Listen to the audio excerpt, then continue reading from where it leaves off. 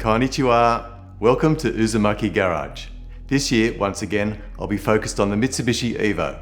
And in this short episode, I'll be introducing my new project. It's a JDM Mitsubishi Evolution 6 that was made in Japan in 1999 and imported to Australia 10 years later in 2009. It's been parked outside in the weather for at least the last 7 years, but possibly all of its life.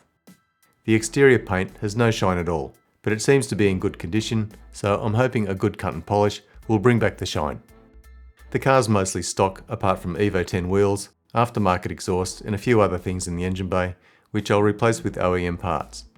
These days there's lots of parts that are no longer available new, and I'm on a tight budget anyway, so I'll be restoring parts to look like new whenever I can, and I'll show you how I do that. It needs a lot of work to make it nice again, but I won't be doing a full restoration. The goal is to fix it up and enjoy driving it as often as possible. And here's a few parts that aren't right and need to be replaced or restored. It had its original wheels stolen off at once, and it looks like incorrect wheels were fitted, which damaged this rear brake caliper.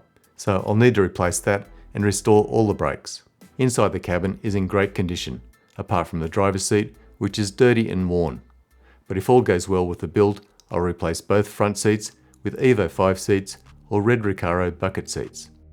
Some of the door cards are still okay, but some of them will need to be retrimmed. The mileage is pretty low and almost checks out with the Japanese registration records.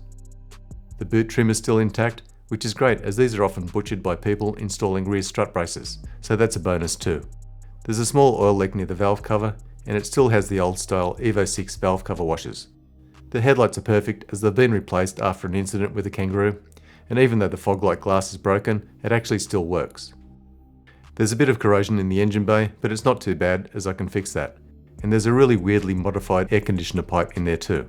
The windscreen washer jets are aftermarket and they've stained the paint, but I have some spare OEM washer jets, so that's an easy fix. The dampers are missing on the radiator support panel, and some parts are missing on the bonnet's air duct, so I'm lucky I have lots of spares. Underneath the car is quite dirty, and I've seen a couple of rust spots down there, but I won't know about any major rust until I grind away all the paint with a wire wheel. I'm really hoping there's no major rust, so I can save this car without too much extra work. When I bought this car, it hadn't been registered for a long time, so I couldn't easily get it to a workshop hoist to check it out properly underneath. It was cold and raining, but I should have at least taken a trolley jack with me to get a better look at the chassis, instead of just using a torch and a handheld mirror. But I was assuming the car would be okay, as it had been in Australia on salt-free roads for about 14 years. But now I'm a bit worried of what I'll find in the next few weeks. Like, how bad is the rust? Can I fix it? And did I waste my money? I really don't know yet, but honestly, I'm a bit worried at this point. If you want to see this story unfold, hit the subscribe and notify buttons. But for now, wish me luck, and I'll see you next time.